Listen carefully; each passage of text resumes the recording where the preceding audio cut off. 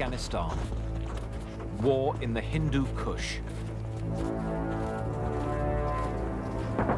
A war fought by the Soviet Union to prevent the spread of Islamic fundamentalism.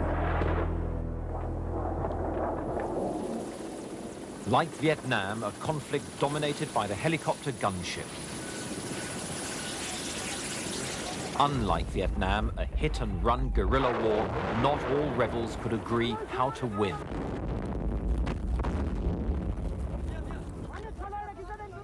And one fought in often atrocious conditions for which the Soviets were untrained and unprepared. Afghanistan is a remote, landlocked country whose closeness to Iran's Islamic Revolution scared the Kremlin. It's also a wild, mountainous country with few metal roads. This lack of easy communications dictated a two-pronged invasion to secure the capital, Kabul, and the towns along the road system.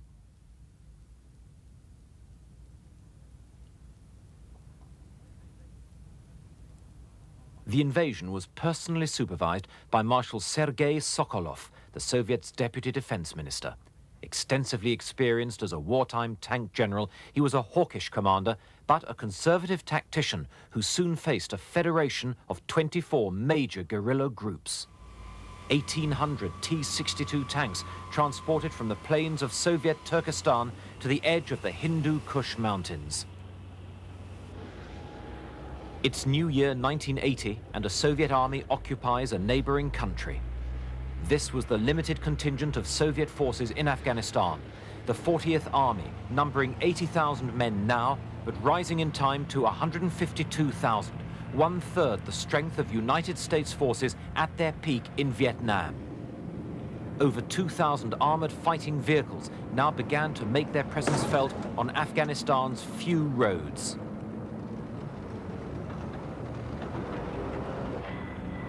More effective were the Mi-8 helicopter gunships, which would soon become symbolic of this war. On land, though, the Soviets entered Afghanistan completely unprepared for the conflict that developed, with the wrong organization and unsuitably heavy weapons. They said they'd been invited in to repel foreign intervention after a coup. In truth, President Hafizullah Amin was killed in his Darul Aman palace, not by Afghans, but by Soviet special forces, the Spetsnaz.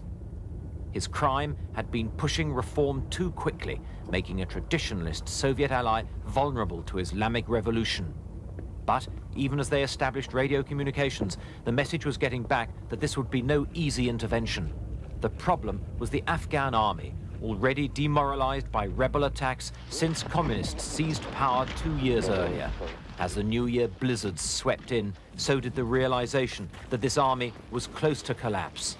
Now, the Soviets were forced onto the offensive as resistance grew sharply. This deeply traditional and xenophobic people, already alienated by Afghanistan's communists, grew more hostile because the new regime proved totally dependent on a foreign power. Many fled the towns to join the resistance and fight the invaders, the total exodus soon numbering hundreds of thousands. A major target would be the Soviets' main supply route to Kabul as it twisted through the Salang Pass and tunnel. This 3-kilometer structure was built to shelter the road from avalanches, but vulnerable to sabotage and ambush. But already split by tribes, the Mujahideen were soon divided further by rivalries for foreign patronage in money and weapons. They began with rifles last used against the British a century before, Lee Enfields, some made in Pakistan. There, in the border town of Peshawar, a busy cottage industry sprang up as gunsmiths opened tiny workshops to make exact copies of all sorts of firearms. United States funding paid for firearms orders of up to 30,000 weapons at a time.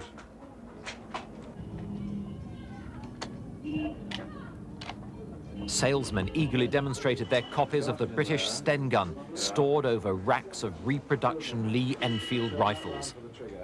Some weapons were more ingenious, like this firearm disguised as a walking stick. Several government officials would be assassinated in Afghanistan's capital. They also displayed captured Soviet weapons, especially the heavy machine guns, central to many a Mujahideen attack. But most popular of all were the Kalashnikovs, known as Kalikovs by the rebels, who swore to fight or die. We want to fulfill our duties, and if we are killed, we are killed in the way of God Almighty. So we haven't lost anything. It's a victory by itself. So we are determined to fight to the last. The resistance concentrated much of its efforts close to the border with Pakistan, where Peshawar offered sanctuary and supplies. The Salang Pass and the Panjshir Valley saw concentrated action by Mujahideen groups reinforced along several key border routes. In early 1980, the Mujahideen resistance controlled 90% of the countryside, though popular outrage at the invasion provided more volunteers than they could arm.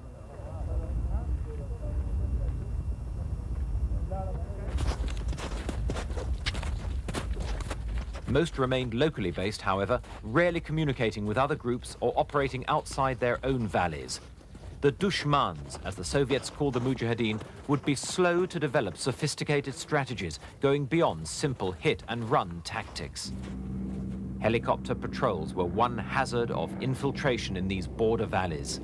Skilled at evasion, these Mujahideen could regard the interruption as a welcome rest on the arduous trek across the Kunar Valley. With no jungles or marshes to conceal movement, they took pride in their ability to melt into crevices in the craggy landscape. This simple craft gave them domination of the area. A Soviet armored patrol negotiates the rough valley road. Heavy armor frequently spearheaded divisional raids on rebel mountain strongholds, until the Soviets realized that they often lacked the gun elevation to engage the Mujahideen, yet remained vulnerable to rebels' rocket-propelled grenades.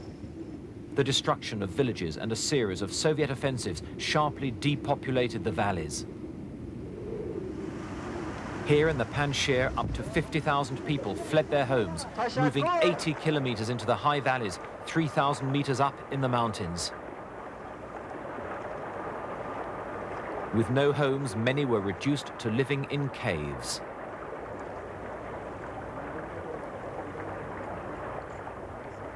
Mujahideen infiltrating along the river found that, with work stopped on the land, food supplies were badly disrupted.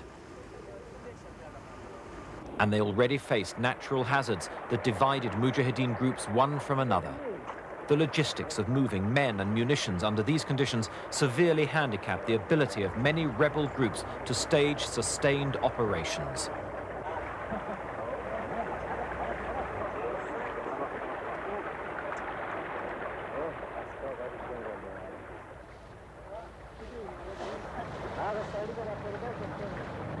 Patrolling helicopters had another role too. Thousands of butterfly anti-personnel mines were dropped to disrupt Mujahideen movements.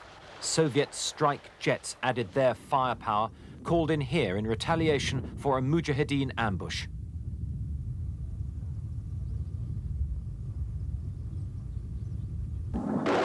But it was usually the villages that suffered, not the rebels. In a lull, they move on towards another objective. Unlike the Viet Cong, which was created to fight a guerrilla war in South Vietnam, the Afghan resistance had grown spontaneously. But it lacked the unifying equivalent of a Vo Nguyen Gia with practical battle experience. And this lack of a central command prevented strategic planning and the efficient use of resources. Mujahideen lay an ambush in the strategic Salang Pass. Most understood the shock value of the ambush, relying on it as their basic tactic. Background cover, background cover.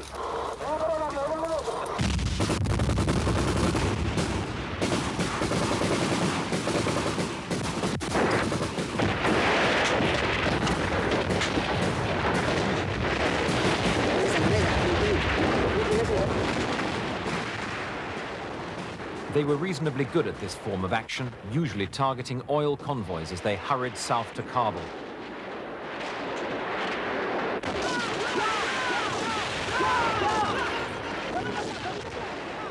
This time, Afghan troops, whose lorry has been stopped, prepare to surrender.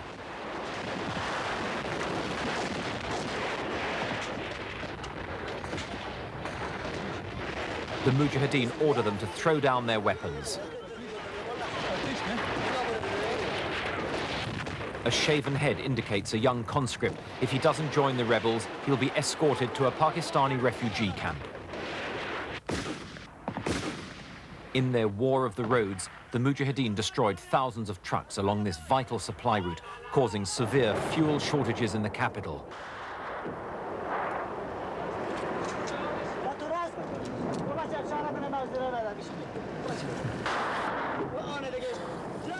A glance at the instruction book and two rebels prepare to launch a rocket attack. In this most casual of strikes, rockets were aimed merely by being propped against rocks and fired by wires stuck to the casing with airstrip. This haphazard approach meant that sometimes the effects were simply a nuisance. 1, 2, 3.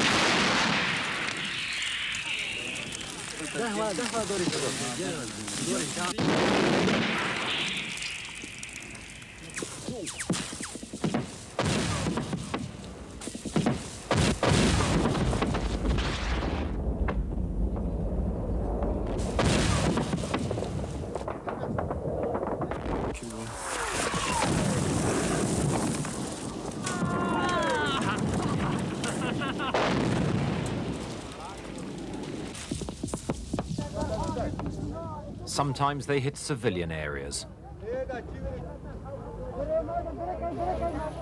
But they also hit the airport, disrupting the Soviet Union's vital air links. And burning fuel meant that more convoys would have to run the gauntlet of the now infamous Salang Pass.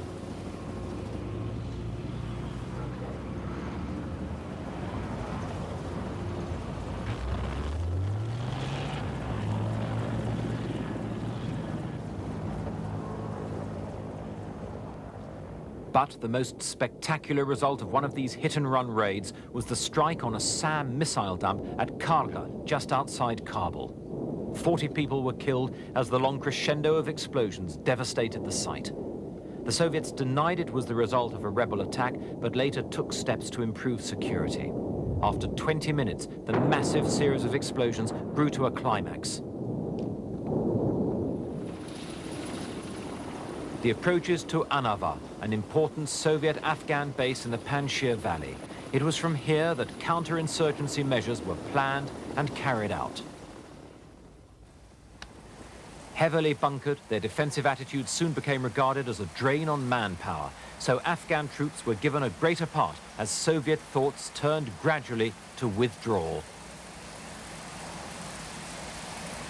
And Afghanistan's often miserable weather sapped the morale of the troops charged with mounting those sweeps.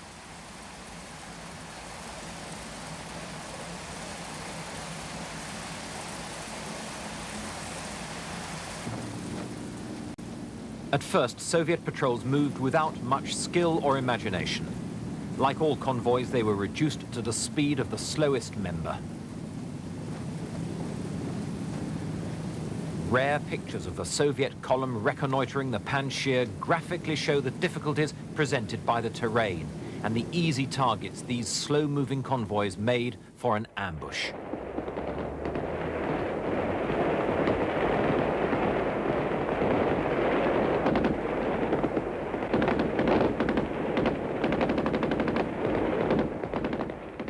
In time, Soviet infantry firepower was sharply increased by the introduction of the AGS-17 automatic grenade launcher. And though this ensured that as many as 10 rebels died for every soldier, their own toll was already sapping the Kremlin's resolve at home. But it was here that the Soviets met the rebel leader who most readily grasped the more advanced theories of guerrilla war, Ahmad Shah Massoud.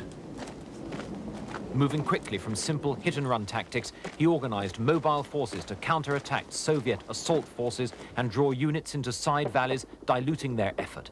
He observed their advance from high ground, ambushing them at bottlenecks that slowed the advancing columns, creating stationary targets.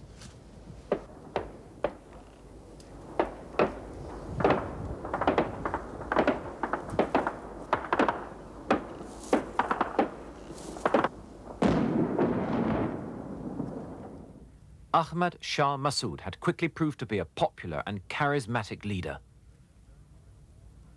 Although he learned guerrilla war from books, he became an effective, shrewd strategist who was undefeated by the Soviets in 9 campaigns. He graduated from hit-and-run attacks to the capture of strategic government outposts outside his own area, starting with his assault on Peshgur in 1985. Such forts were defended by several hundred troops armed with howitzers and dug-in tanks and protected by minefields, sandbagged emplacements and barbed wire networks. Showing a mature grasp of tactics, his men outflanked the defenses before breaching them. Massoud's success stemmed from being one of only 2 rebel leaders who organized full-time, fully paid, properly trained guerrilla forces. Called motoraks, they were the resistance's first truly mobile units, allowing Massoud to concentrate forces against the most important garrisons and take them. Equally important, he established a unique esprit de corps, as a senior aide explained. Leadership is very important in a guerrilla warfare. He has become and proved to be a charismatic guerrilla leader of Afghans inside Afghanistan. He also shrewdly assessed Soviet strengths as well as their weaknesses.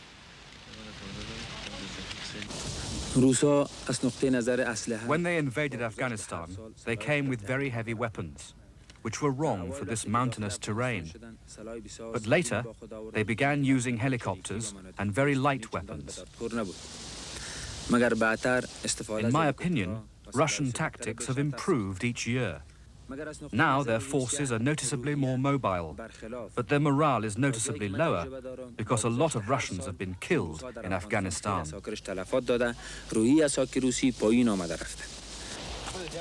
The attack on Peshgur in his native Panjshir Valley established Massoud's new ability to take strongly held, fortified positions. Held by 500 men, it was thought proof against guerrilla attack, but Massoud had other ideas.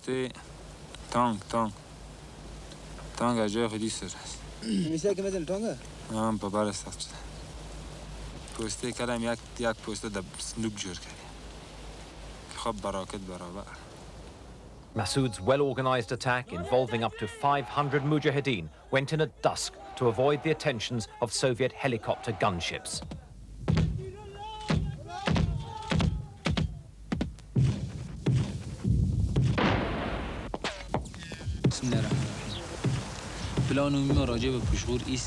Our main plan for Peshgur is firstly to cut off the aerial and ground supply routes and then capture the 10 outposts surrounding the main base. Finally, we will pour heavy weapons fire onto the main base until it's been captured or destroyed.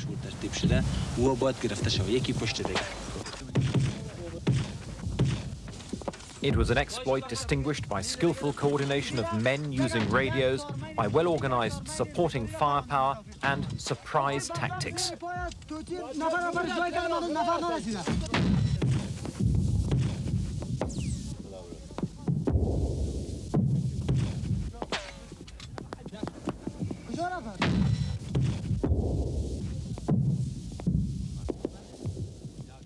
Despite careful planning, fighting went on into the night before the fort and all its outposts fell to the Mujahideen.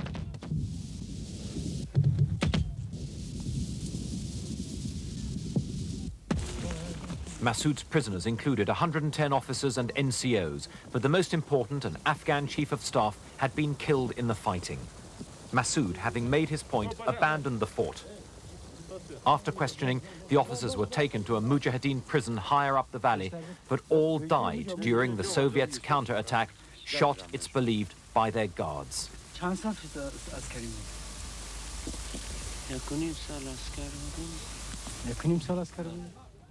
The American Stinger anti-aircraft missile, the weapon most credited with giving the Mujahideen an edge in the war. Just under 2 meters long, it weighs 17 kilos and, despite needing 136 hours training, the rebels soon mastered it.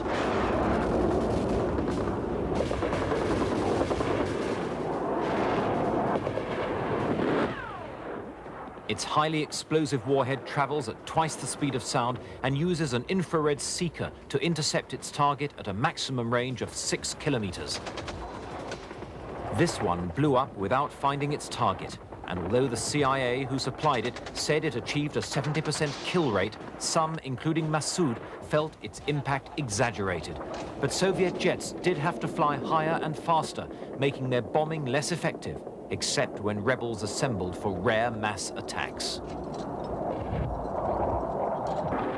And helicopters took to low flying in valleys, realizing Stinger could not be fired downwards from the positions Mujahideen usually adopted. Increasing use was made of anti-missile flares.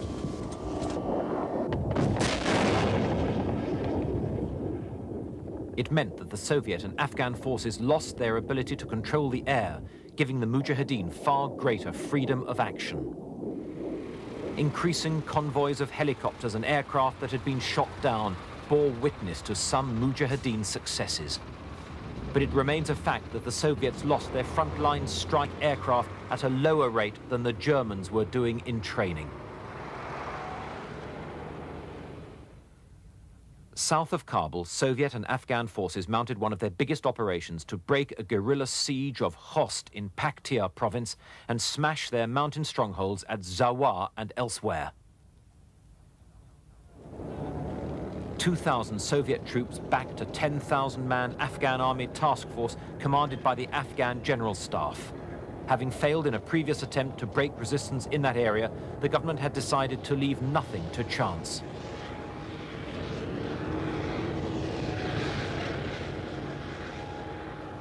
But the show of heavy armor and artillery obscured the fact that the Soviets were, by now, committed to withdrawal.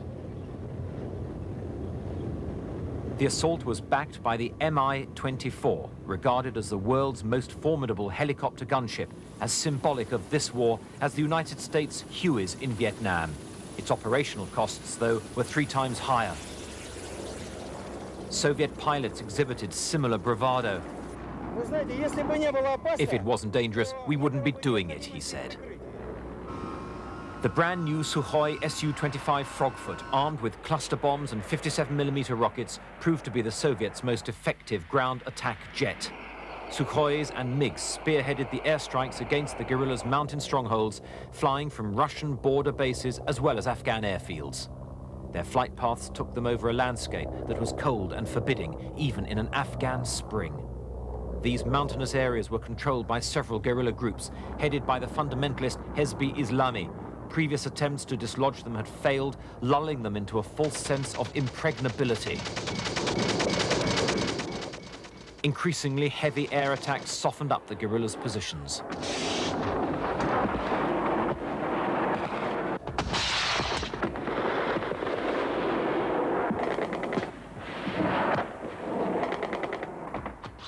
The rocket-propelled grenade was an optimistic anti-aircraft weapon. Flak narrowly misses a swooping Su-25.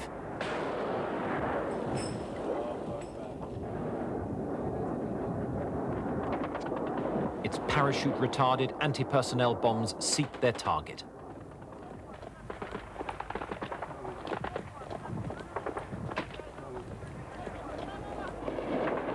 Flares were released to deflect the British blowpipe missiles that were in use.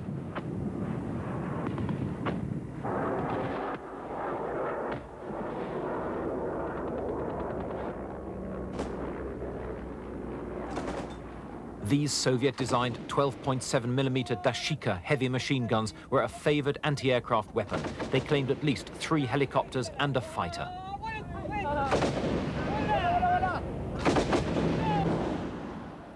But Soviet helicopters had now acquired armor-plated protection, limiting the effectiveness of these weapons.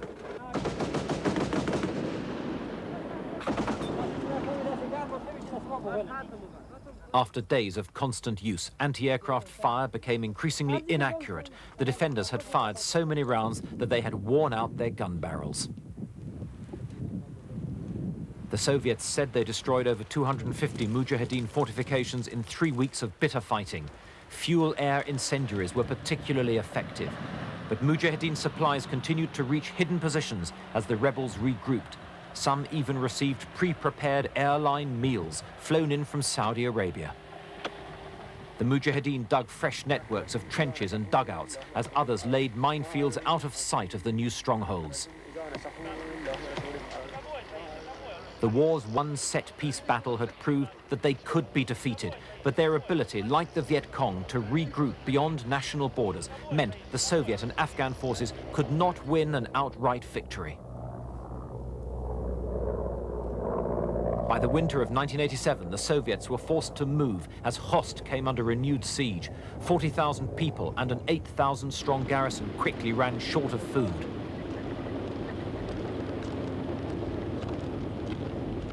Minefields slowed the progress of Operation Magistral to 1 kilometer a day. 18,000 men were on the move, a strong combined arms force including paratroops, artillery and motorized riflemen backed by helicopter gunships. Once more, they were backed by some of the most effective airstrikes of the war.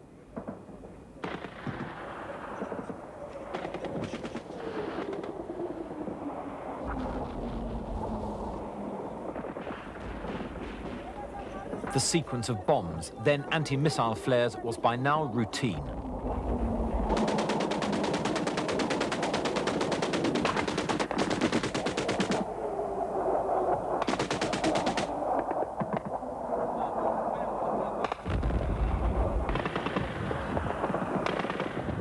The airstrikes continued relentlessly for over a week.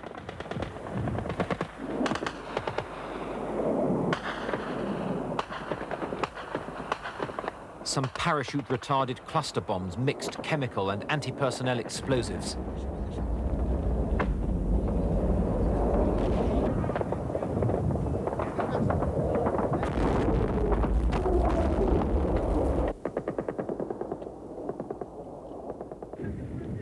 On land, too, enormous firepower was brought down by artillery and long-range missiles and rockets. But a journey that in peacetime would have taken 30 hours had already taken 32 days, further complicated by well-prepared Mujahideen ambushes.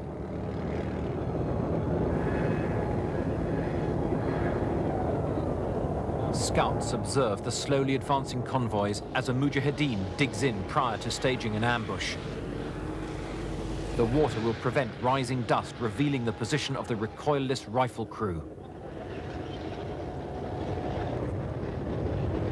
Though very efficient at ambush tactics, lack of command coordination meant that too many of these attacks were less effective than they might have been.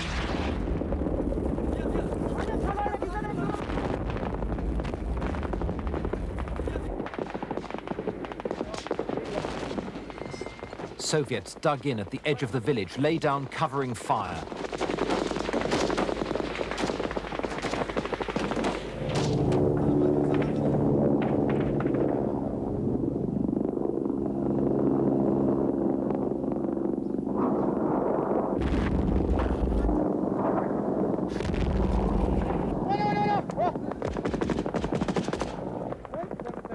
Finally, the Mi-24 gunships come in to suppress the guerrillas.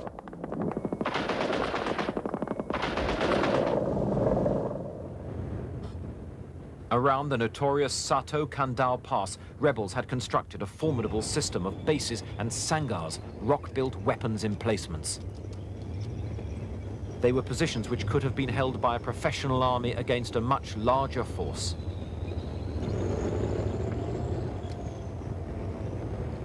"18,000 mines were neutralized, and as Afghan and Soviet commandos flushed out Mujahideen caves, they made a rich haul of weapons, including hundreds of rocket-propelled grenades. But a question mark remained as to whether the Soviets could really operate in the area except in massive numbers.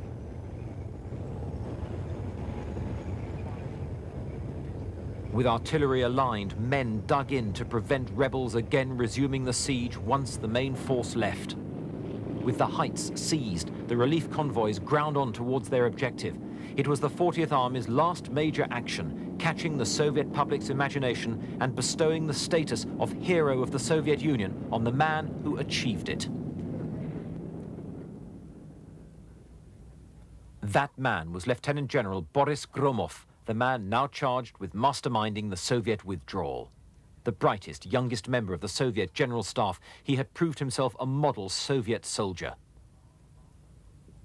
His command of the relief of Khost, where he personally controlled operations, also proved him to be a major tactician in guerrilla warfare.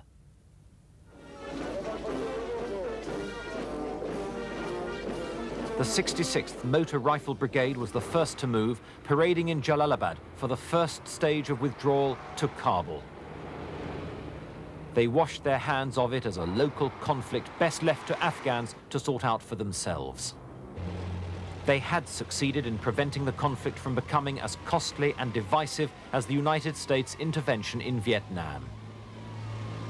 But they did repeat many American experiences, winning most conventional military encounters, but failing to control the countryside.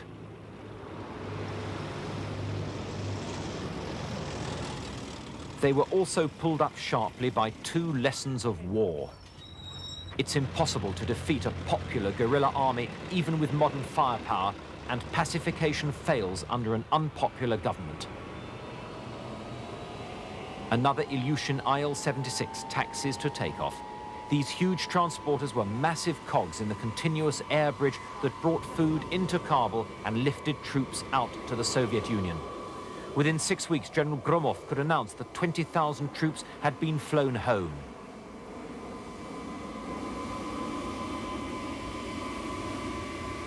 The constant threat of missile attack met by flares and a tightly turning flight path. These crews ran the gauntlet round the clock, but many of the troops they flew out left brand new equipment behind. The latest strike aircraft, as well as T-62 tanks and howitzers, boosted the Republic's firepower to the level the Soviets had enjoyed. This also meant that far fewer flights were needed to repatriate the last few thousand Soviet troops.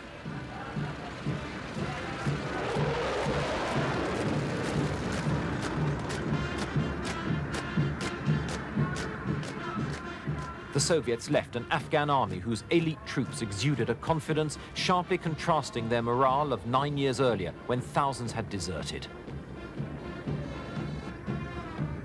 But they also left the dangerous job of clearing minefields.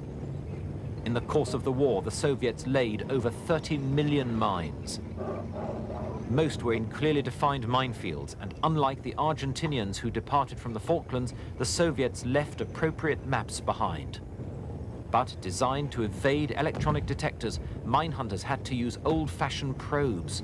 When found, the mines were detonated. Dawn on a February morning in 1989, a 40-mile convoy winds over the northern plains of Afghanistan as the final Soviet troops depart, 7,000 men and hundreds of vehicles. They crossed the border along the Friendship Bridge over the Oxus River at Termez. In 9 years of war, nearly 14,000 of their comrades had been killed. But absence of victory had not left a regime that would immediately fall prey to an encircling army.